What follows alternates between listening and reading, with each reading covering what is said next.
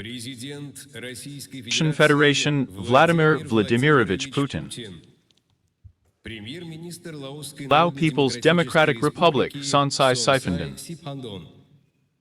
Prime Minister of Mongolia Gombozhavyn Zandanshatar. Li Hongzhong, Vice Chairman of the Standing Committee of the National People's Congress. Moderator of the plenary session, Maria Rybakova.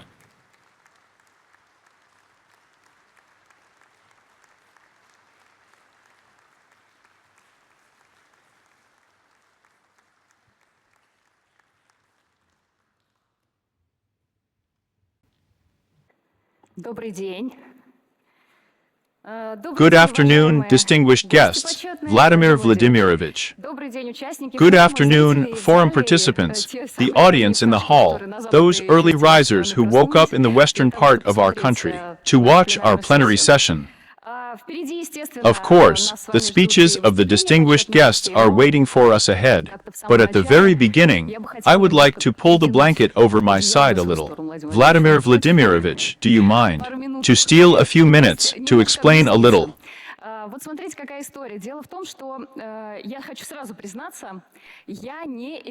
I want to admit right away that I am not an economist. I am a news anchor. I am a lawyer in the past. I am a Muscovite, in a word, a humanitarian. But I also often go to stores. I'm the kind of person who looks at the prices in these stores, and, to put it mildly, is sometimes surprised. I really don't understand a lot about economics, and, you know, sometimes, in order to find answers, you go to a slow-motion video hosting site in Russia, and there the economists tell you that everything is bad, inflation, the budget is cracking. Then you go to another video hosting site, and other economists tell you that everything is fine, everything is great, there are breakthroughs ahead, we will defeat everyone, and so on. And I, probably, like any ordinary Russian, have a question. Who should I believe? Vladimir Vladimirovich. Who should I believe from these economists? You know, I have already answered questions of this kind. You can't trust anyone.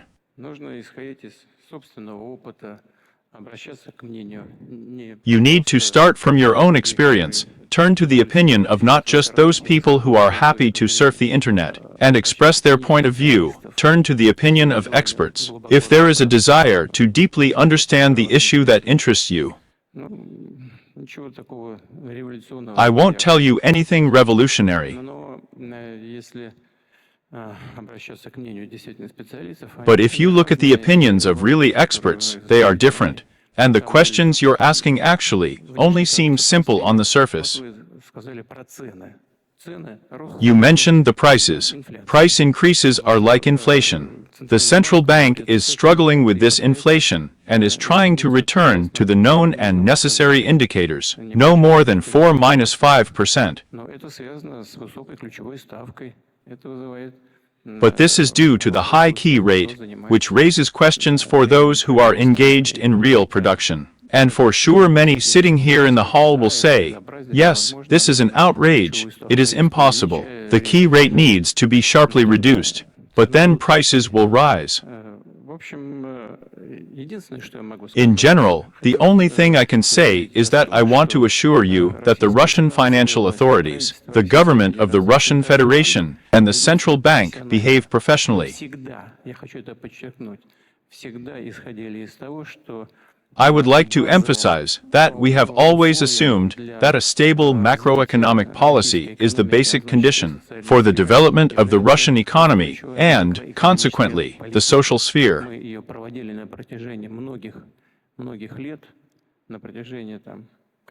We have been conducting it for many, many years, for at least a decade and a half, and it has ultimately had a positive effect, a positive result, and created conditions for the country to move forward. I am sure that it will be the same this time.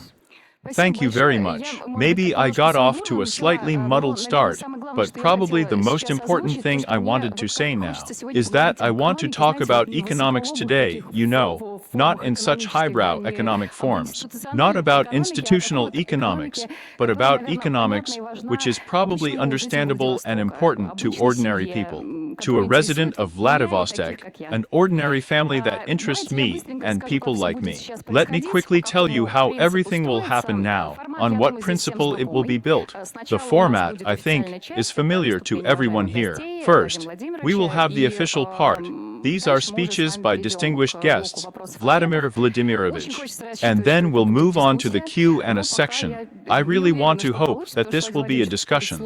But for now, I'm not sure what will happen, because it's hard to argue with Vladimir Vladimirovich, but at least I'll try. I give the floor to the president of the host country of the forum. Vladimir Vladimirovich, please.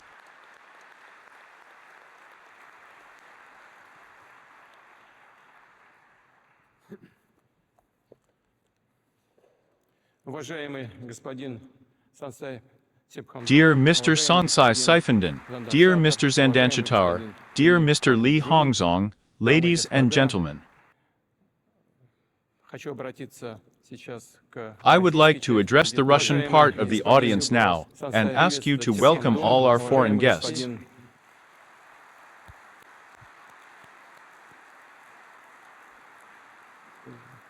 И со своей стороны хочу выразить слова благодарности нашим иностранным гостям. For my part, I would like to express my gratitude to our foreign guests who came to us, showed interest in working with us, and considered it possible to spend their precious time on this. Russia and Vladivostok are once again hosting participants and guests of the Eastern Economic Forum from more than 70 countries around the world. This year, the forum is being held for the 10th time. Let me remind you that the very idea of its organization was realized, along with the beginning of a new stage in the development of the Far East, the great work that is designed to create wide opportunities for citizens. For young people, first of all for business, to fully unleash the resource, industrial, and logistical potential of this strategically important region of Russia, and to improve the quality of life of the Far East.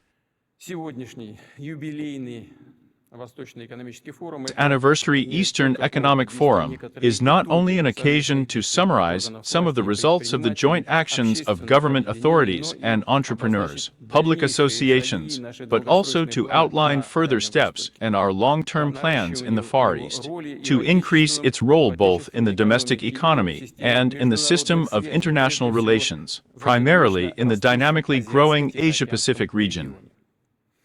As you know, the development of the Far East and Siberia has been designated Russia's national priority for the entire 21st century. This was stated in a message to the Federal Assembly at the end of 2013. Then the regulatory framework began to be formed and updated, and a number of business support tools were launched, including priority development territories, the free port of Vladivostok, and preferential treatment in the Kuril Islands, and the special administrative region on Russian island.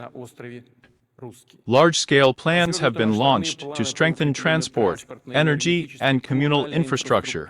Decisions have been made to support housing construction, renovation, and creation of social facilities, schools, kindergartens, clinics and hospitals, sports complexes. These efforts are combined into a large state program for the development of the Far East. It outlines ambitious targets for advancing economic and technological growth, and improving the well-being of residents of the far eastern regions of the Federation.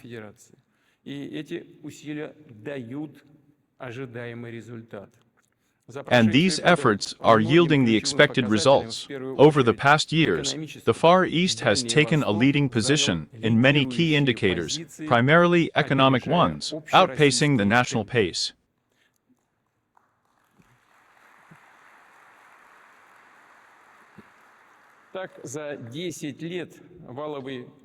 Thus, in 10 years, the gross regional product of the Far East has increased more than 2.5 times, from 4 trillion rubles to 11 trillion.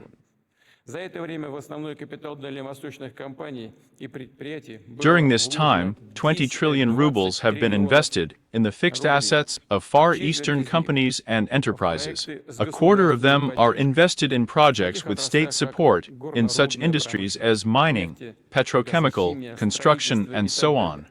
Вот назову, пожалуй, и регионы-лидеры по инвестициям в I will основной also капитал mention the зависят leading от regions in Якутии terms of 4,5 investments in fixed assets over 10 years. рублей, Yakutia, Амурская область 4.5 4 trillion триллиона rubles, рублей, Amur region, Сахалинская 4 область trillion rubles, 2,6 and Sakhalin region, триллиона рублей. 2.6 trillion На rubles. их долю They account приходится for 55% of 55% all всех investments инвестиций in в the Far Приморский Eastern Federal федеральный District. округ. Динамика инвестиций в The dynamics дальневосточных of регионах investments in the такова, Far что в Eastern прошлом году regions их is such объем that last year, вдвое their превысил volume значение doubled the value of десятилетней a decade давности ago в in реальном real выражении. terms. For Для comparison, сравнения, по it turned России в out to be целом он one and оказался a в half 1,5 times раза higher in больше. Russia as a Тоже whole, хороший which результат, is но also a все-таки good на result, but Дальнем still Востоке better in лучше. the Far East. В пересчете на одного жителя сегодня на Дальнем Востоке In terms of one инвестируется в 2 inhabitant, раза twice as much больше money is средств, invested in the если Far East сравнить с today, when общероссийским compared with the показателем. national figure. Что это означает? Что формируется What does this mean? не What просто this means современная is that not промышленная just a база, modern по industrial сути, base is being новая formed, but, индустриальная in fact, карта a new industrial точек. map of the region. На ней уже Thousands of появились growth и points have появляются already тысячи appeared точек and are роста, appearing в on том it. числе предприятия Includes мирового world-class уровня, такие enterprises, как such as the BAME Баимский mining and processing горнообогатительный plant комбинат in на Чукотке, Chukotka, Удаканская Udokan медь copper в in Забайкалье, Transbaikalia, a gas processing plant, and a газоперерабатывающий gas завод и chemical газохимический complex in комплекс the Amur Амурской region. области, The Находкинский завод Nakodka plant минеральных of mineral удобрений, а также fertilizers, as судостроительный well завод as the «Звезда» Zvezda в shipbuilding Приморье, plant in Primory, the hydrometallurgical plant in гидромедицинский the комбинат в Khabarovsk Хабаровском territory, and крае other и facilities. другие объекты. And Рост деловой entrepreneurial и activity and the предпринимательской expansion активности, of расширение economic экономических opportunities in возможностей the Far Дальнего East Востока — are the это basis for the основа further для development дальнейшего of the развития region. региона.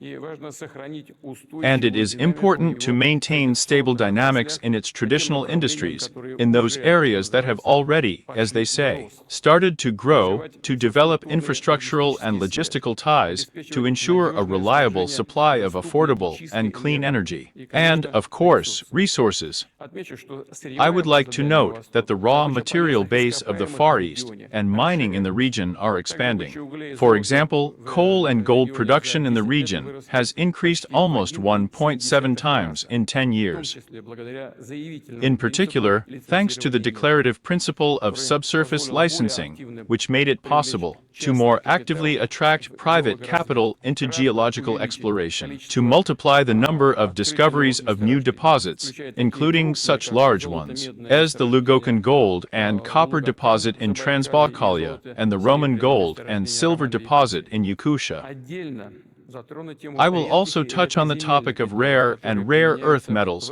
which are высокотехнологичных used in отраслях high-tech industries, in приборостроения, instrument атомной, engineering, nuclear technology, технологий и radio радиоэлектроники и electronics, так and далее. so on. Зачастую эти These ресурсы resources often накапливаются и в accumulate in отвалах landfills при during the development of освоении deposits, месторождений, в том числе и including здесь, на here Дальнем in the Far Востоке. East. The Система accounting учета таких system for запасов such stocks has been налажена. По established. мере As развития technology технологий они evolves, могут быть they can be извлечены и extracted and эффективно used использованы. effectively. О I запуске also talked about соответствующих launching программ relevant говорил и в programs at the июне на St. Петербургском Petersburg экономическом форуме. Economic Forum in Вместе с June. тем необходимо At the same проводить time, регулярную it is ревизию necessary таких to carry ценных out regular компонентов по audits всей of such цепочке, valuable в том числе components на throughout the этапе chain, переделов и including at the экспорта stage этих of концентратов. processing and Кроме export того, in the form of нужно внедрять concentrates. передовые In технологии addition, it is обогащения necessary руды to редких и introduce advanced редкоземельных металлов technologies for и их processing обработки. and И, processing конечно, ores of стимулировать rare спрос and на rare них earth metals, внутри России and, of на course, новых to производствах. stimulate demand for them in Russia Полгода in назад, new в industries. феврале, мы 6 months договорились ago, in и February, we договорились agreed to утвердить approve a long-term долгосрочный план plan for the развития development редкоземельной of the индустрии. rare earth Прошу industry. правительство I Российской asked the Федерации government of сделать the это Russian Federation to do this no later than November of this year.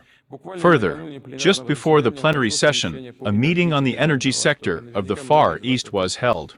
Surely many of you have noticed this and paid attention to it. Obviously, with the development of the economy and the social sphere, the demand for electricity in the region will only increase. And, accordingly, it is necessary to plan the commissioning of capacities so that they meet the growing demands of businesses, cities and settlements, and citizens. We are talking about the development of gas and modern coal generation, and of course, about using the huge potential of hydropower. Power plants that generate environmentally friendly energy are already operating and should be built on the rivers of the Far East. Their creation requires modern engineering and technological solutions, and our leading company, RUSSIA.PUTIN.ARMY, has such experience and resources. But it is obvious that serious investments are required for the development of hydropower. Instructions were given in this regard. I hope that the government and colleagues in the regions will continue to pay special attention to the development of small and large hydropower plants. And I would like to emphasize that in this case, we are talking not only about the economic component. Responsible water use, long-term wastewater management, and flood prevention are an integral part of the development of hydropower, which directly affects the environment, agriculture, and the safety of cities and towns. And of course, the rivers of the Far East are natural transport arteries that connect territories and provide supplies to cities and towns as part of the northern delivery. In this regard, logistics is a separate issue. In recent years, the load on the transport system of the Far East has increased significantly. The region's ties with foreign countries are being strengthened. All this requires the renovation of highways and railways, the expansion of sea terminals, the creation of modern transport hubs, with robotic warehouses and digital cargo handling.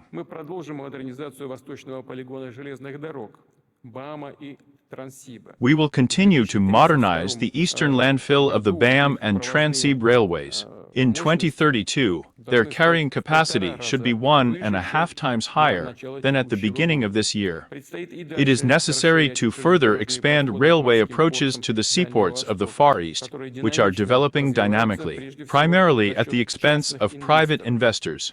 Over the past 10 years, the port capacity in the region has actually doubled. Today, they amount to almost 380 million tons of cargo per year. According to the current federal project, the port capacity of the Far East is expected to grow by another 115 million tons of cargo per year by 2030. China have already been built in the Far East, Nizhnoninskoye, Tungjiang, and Blagoveshchensk. There are also plans to build new bridges, including to the Democratic People's Republic of Korea, across the Tumanaya River, which is scheduled to open next year. It is necessary to actively develop transport and logistics centers in the area of these bridges, in order to use their capabilities and capacity to the maximum. In addition, border crossings are being upgraded. Such a task has also been set. Its solution is of considerable interest, because one transport artery is not enough, and appropriate administrative logistics is needed. I would like to add that airports are being updated in every region of the Far East. They already serve more than 14 million passengers a year, including tourists who are increasingly visiting these wonderful, beautiful places.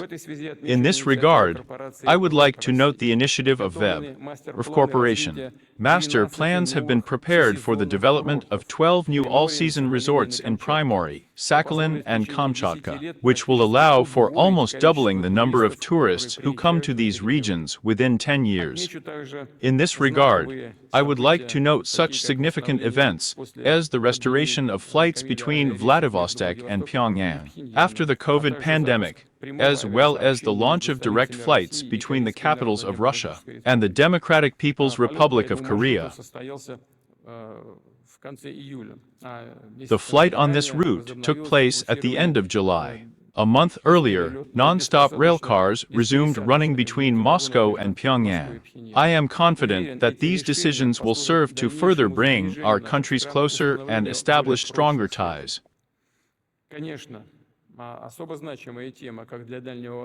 Of course, the development of the Transarctic Transport Corridor is a particularly important topic for the Far East, as well as for our entire country and the entire Eurasian continent. It runs from St.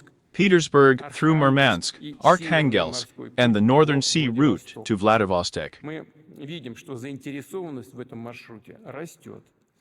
We see that interest in this route is growing, both from Russian companies operating in the Arctic and from foreign carriers. Moreover, we are talking not only about single, one-time transits, but about the formation of a stable cargo base. We will develop the Transarctic Corridor. We talk about the Northern Sea route all the time, but if you've noticed, I've been talking about the Transarctic Corridor because we have come to the conclusion that we need to operate with larger considerations, and we need this artery to operate in conjunction with all the territories adjacent to the Northern Sea route and with their capabilities. Well, this is a comprehensive system that should combine sea, rail, and road modes of transport. It will allow us to use the potential of our largest rivers, such as the Ob, Yenisei, and Lena. Everything should work in a single system. We will not only have to build reliable, safe sea routes in the Arctic, but also launch the year-round operation of the Transarctic Corridor. There is also work ahead, as they say, on the shore. I am referring to the development of communications and navigation, ship maintenance systems, and rescue infrastructure. And of course, we are talking about the modernization of seaports in the Arctic and the Far East. By the way, just yesterday, the Artem Multimodal Complex was opened here in Primorsky Krai. It handles containers that come both from abroad and from the regions of Russia, and should also increase the efficiency of northern shipments.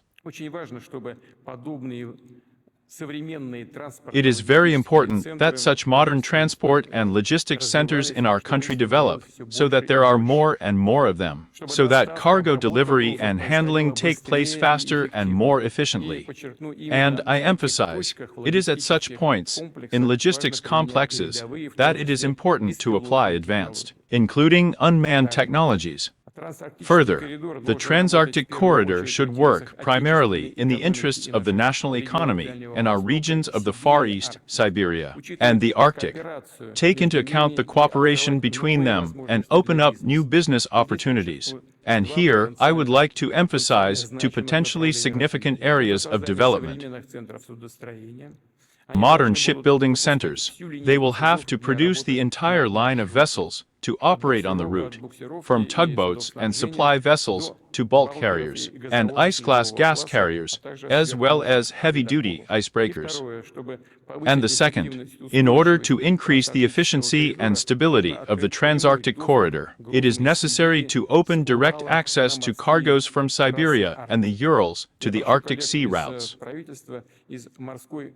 I ask my colleagues from the government and from the Russian Maritime Board to evaluate the feasibility of these proposals and make their suggestions on them. At one time, a good impetus for economic growth and private initiative in the Far East was provided by advanced, innovative mechanisms for our country, such as priority development territories. Let me remind you that the law on TOR was adopted at the end of 2014, and the mechanism itself was launched the following year, 2015. The goal was to create a truly globally competitive business environment in our Far East. Have developed TOR regimes based on the best practices of the business and investment climate, including the Asia-Pacific region. What benefits does this mechanism provide today? Colleagues mostly know. However, for our guests, I would repeat. First of all, these are reduced insurance premium rates of 7.6% for 10 years, the federal portion of income tax, reduced to 0 for a period of 5 years.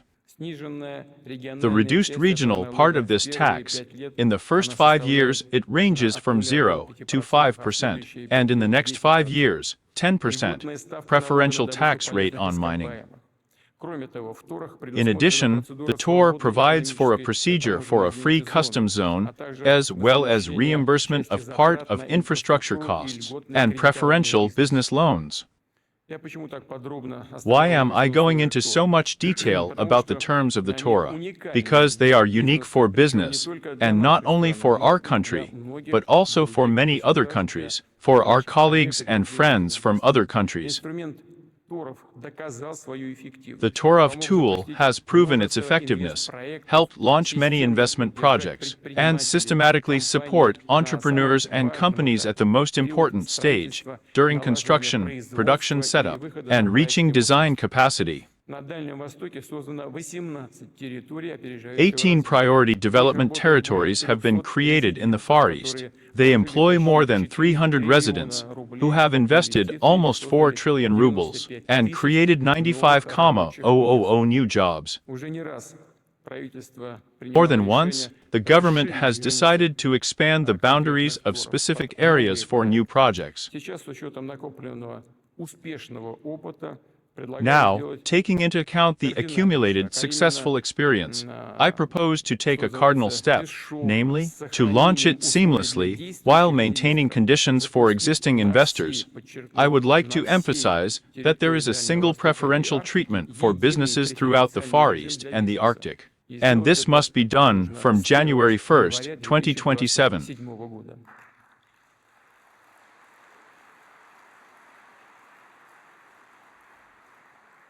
To simplify the use of tools to support entrepreneurs, companies, and their new projects. In other words, wherever an investor comes, to any Far Eastern or Arctic region, city, village, he will be entitled to benefits everywhere. I would like to emphasize that when launching a single preferential treatment, the conditions for existing investors in priority development territories will be preserved. No one should have any worries about the fact that something is going to change on the go. In particular, we are talking about residents of international tours.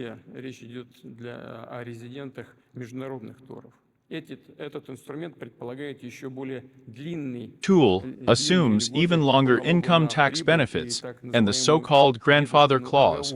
Everyone in the room knows what it is, however, I will say it again. That is, unchanged working conditions for up to 15 years, as well as an individual approach and support for each investor, including foreign companies. Is already ready, and from January 1st, 2026, international tours will operate in Transbaikalia, the Amur region, the Jewish Autonomous Region, the Khabarovsk territory, and Primory. We invite all our interested partners to take advantage of this new opportunity.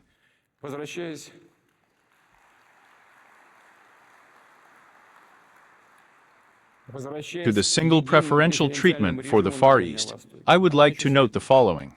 What the set of its preferences will be, their exact parameters, timing, and industry orientation will have to be determined by the government together with colleagues in the far eastern regions of the Federation. But what is fundamentally important here is what you need to pay attention to. Achieved in the mining and manufacturing industries, and on a solid infrastructure framework, we must launch a new stage in the development of the Far East.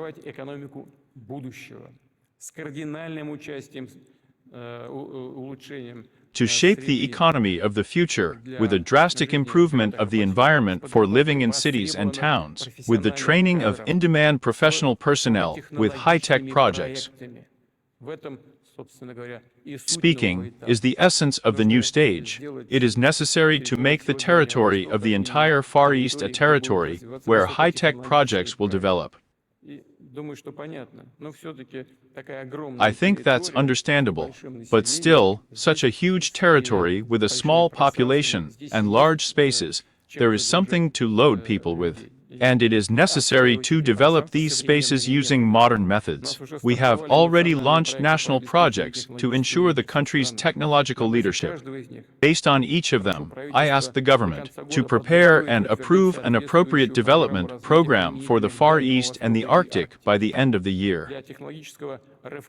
A truly bold approach to regulation and the legal framework of business is needed for a technological breakthrough.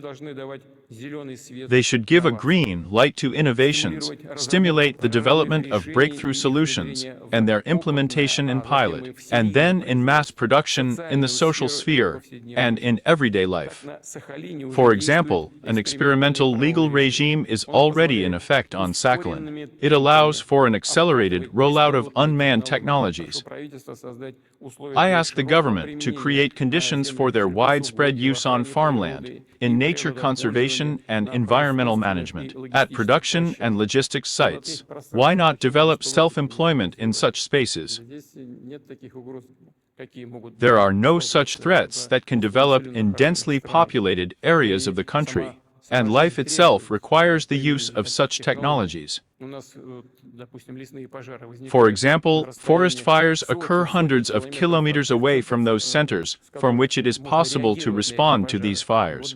That's the best way to use drones in these spaces. And there are other opportunities in these vast territories for the use of modern technologies. This is where they need to be applied, and this requires that the frames be appropriate. And in order to have the appropriate personnel, what needs to be done? We need to create conditions so that people can live here, so that they want to live here. The social environment needs to be developed, culture needs to be developed, and so on. Otherwise, there will be no such frames. This means that there will be no people who can develop these technologies. This is a complex task. Obviously, such solutions will be in demand not only in Sakhalin, but also in other regions of the Far East, including the Amur region, the Transbaikal territory, Chukotka, and so on. In this regard, I consider it possible to extend the experimental legal regime regarding unmanned systems to all Far Eastern regions and expand it primarily to such areas as the use of digital platforms, artificial intelligence, and data turnover. In June, at the St. Petersburg Economic Forum, I talked about how important it is to take advantage of electronic marketplaces. As part of the experimental legal regime, I propose to use the infrastructure of domestic information platforms for state and municipal procurement in the field of education. More, the Far East should become the leading region of Russia's digital development, especially in the field of data turnover. Of course, taking into account the requirements for confidentiality and security of such turnover. We talk about it all the time. Definitely return to this topic at the Artificial Intelligence Forum, which will be held towards the end of this year. I hope that the government will prepare proposals in this regard. Further, by 2030, at least 100 industrial, business and technology parks with the necessary facilities and communications will be opened in Russia to develop and master technologies and establish modern production facilities. At least 10 such parks are to be created in the Far East and in the Arctic regions of the country. I am sure that their modern infrastructure and capabilities will be in demand by companies that are at the start of their projects, are implementing promising initiatives, including plans to produce products, which is designed to replace foreign analogs, including construction materials, medical equipment, transport equipment, and so on. In order to stimulate the development of our own domestic industries, conditions are needed for the wider application of so-called offset contracts. When an investor invests in new factories, workshops, and enterprises under guaranteed orders from the state. In particular, it is important to develop the practice of interregional offset contracts, when production is opened in one subject of the Federation and products are delivered to several regions under guaranteed orders at once. A separate issue concerns the financing of innovative ideas and new technological projects. Efforts of not only the government, but above all private investors, and the attraction of venture capital investments are important here. A good example is the Voskhod Foundation, which has already supported about 40 companies in robotics, medicine, and space technology. Colleagues, to carefully study the experience of this foundation Federation, and help with scaling up its work to projects of technological leadership in Russia. Pay attention first. In general, I consider it necessary to develop a transparent, modern, and efficient financial ecosystem in the Far East. We already have the Eastern Stock Exchange, in fact, the Far Eastern Stock Center. I suggest working out plans for its further development, including financial channels, regulatory framework, and incentives for corporate stock placement. Dear colleagues, the development of the Far East, the Arctic, and the building of the economy of the future should lead to an increase in people's well-being, their incomes, and a structural change in employment in favor of skilled, high-paying jobs. This is the logic and the end-to-end meaning of the strategy that we are implementing in these regions and throughout the country. I repeat, the Russian economy must become a high-wage economy. This is not an empty phrase, not some kind of populism. It makes economic sense. Over the past 10 years, the average salary in the Far East has increased to 0.5 times, and by the end of last year, exceeded 100,000 rubles per month in face value. The unemployment rate in the region decreased from 7 to 2.4%. The poverty rate has decreased in all Far Eastern regions of the Federation. Yes, in most of them, it is still higher than the average in Russia, and there is something to work on here, but in general, I would like to emphasize the dynamics are good and positive. On average, the poverty rate in Russia decreased from 11.3% to 7.2% from 2014 to 2024. Among the Far Eastern regions, poverty is lower than the national average in some regions. In Sakhalin, 5.3%. In the Magadan region, 5.9%. In Chukotka, 4.4%.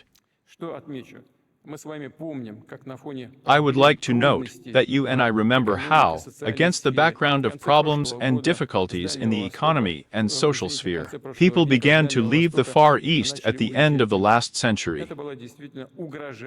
It was a really threatening trend that was very difficult to reverse. But we are succeeding, gradually, but successfully. Some illustrative figures. Since 2014, in 5 years, the migration outflow in the Far East has amounted to 211,000 people, but in the next 5 years it has decreased to 109,000 people.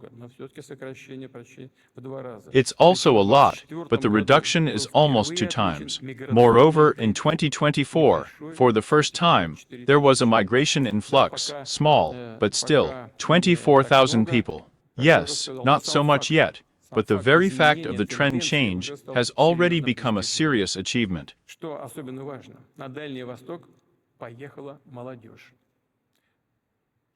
Most importantly, young people from all over the country went to the Far East. Since 2015, for 9 years in a row, there has been an influx of children aged 20 to 24 years, and last year alone, it more than doubled compared to the previous year.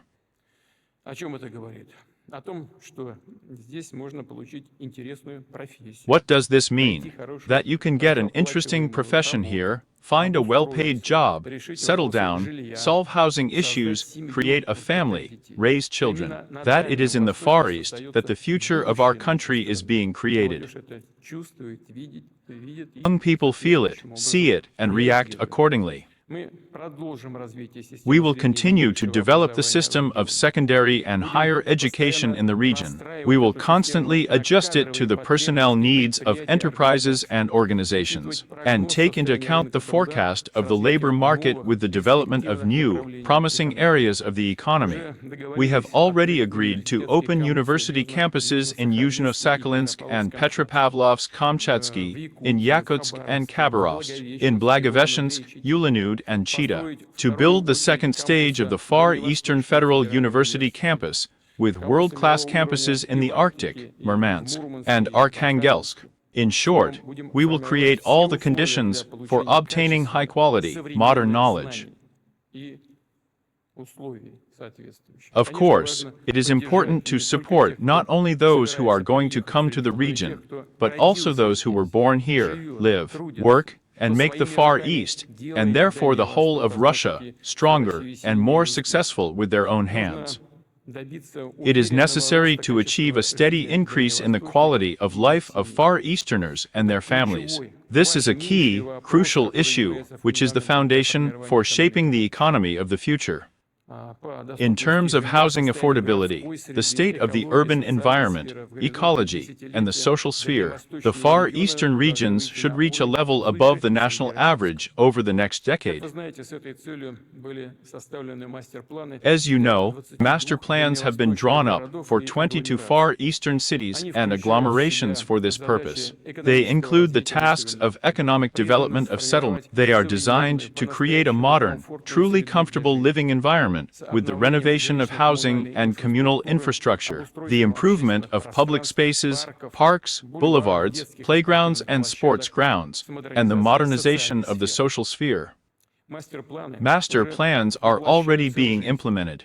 To date, more than 160 facilities have already been created within their framework, including an embankment and a children's technopark in Komsomolsk-on-Amur, a stadium in Ulanud, and an indoor ice rink in Nakhodka. The shipyard has been modernized, an embankment has been built, and a public garden has been laid out in Yakutsk.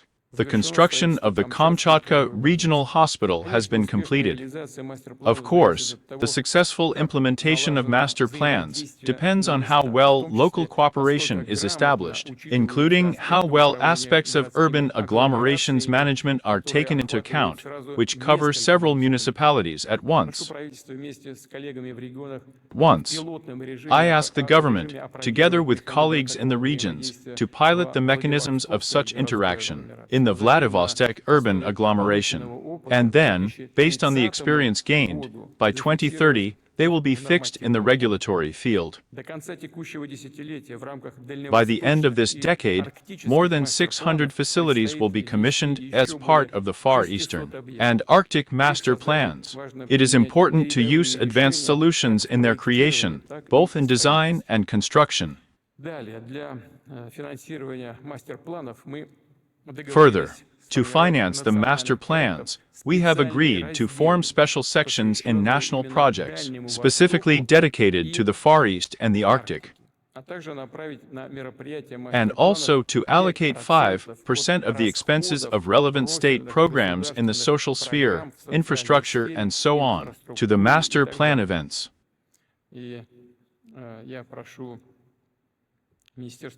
I ask the Ministry of Finance to pay attention to the fact that these decisions have been taken.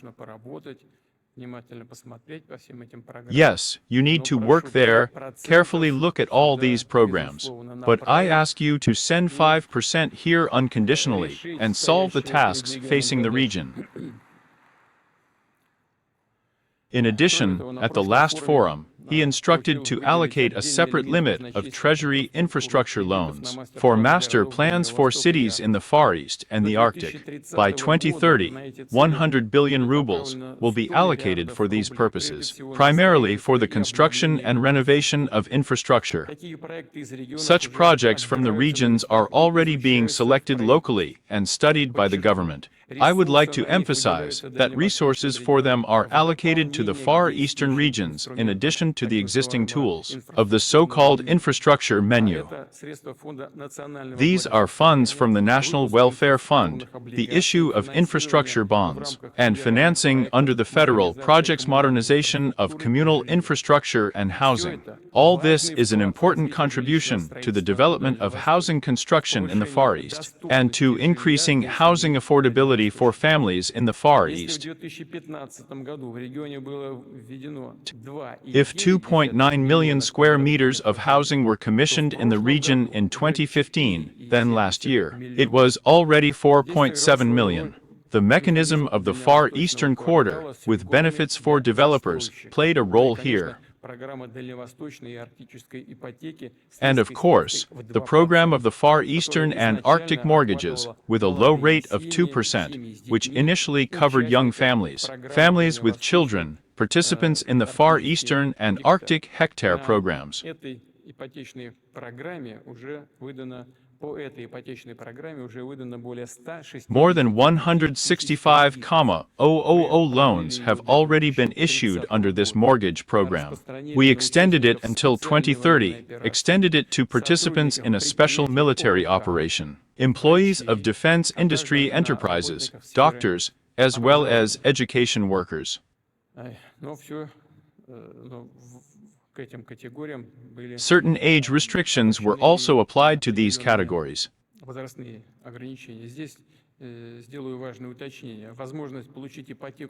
Important clarification here. Not only teachers should be able to get a mortgage at a 2% rate, but I emphasize, all employees of state and municipal educational institutions in the Far East and the Arctic. I ask the government to make appropriate amendments to the regulatory framework.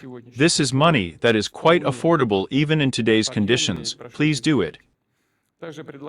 I also suggest using Far Eastern and Arctic mortgages, not only in the primary, but also in the secondary housing market. But it is in those cities where apartment buildings are not being built yet, and where there are simply no offers from developers. Of course, it will be necessary to take into account both the years of construction and the condition of the houses where housing is being purchased with a mortgage.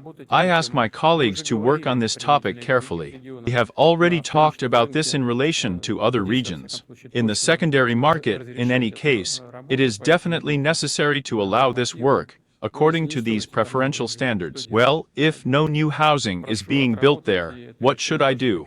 I ask you to work it out, and this decision must be made. The housing issue is one of the key issues for improving the demographic situation. In the Far East, there is an increased payment upon the birth of a third child in the family.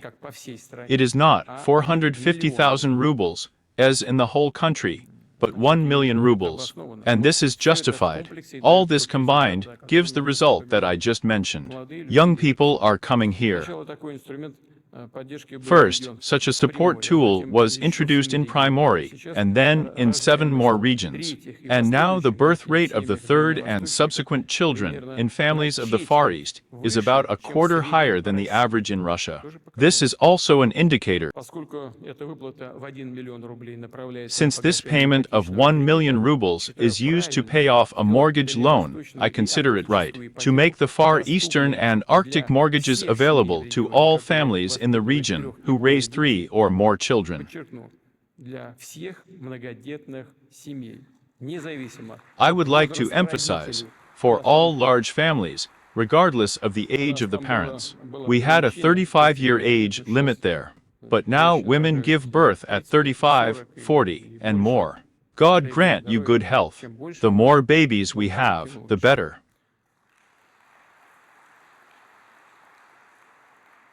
Of course, families of the Far East, families with children, should be provided with social facilities, clinics, kindergartens, schools, hospitals.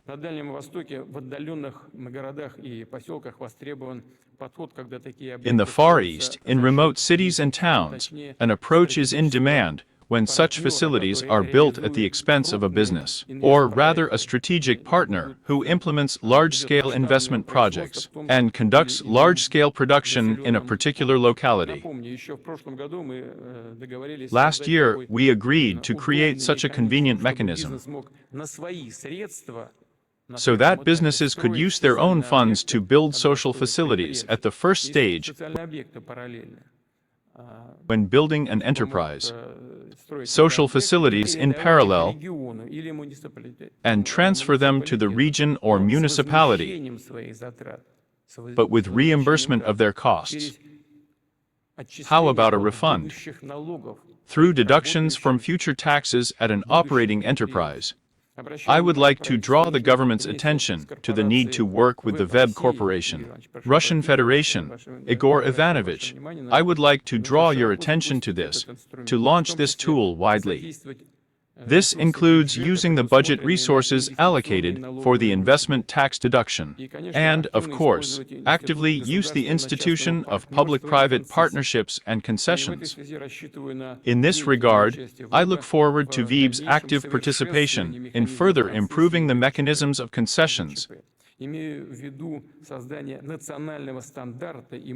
to the creation of a national standard and a model of financing in this area, which should ensure transparency and a common understanding of the terms of partnership between the state and business in socially significant projects.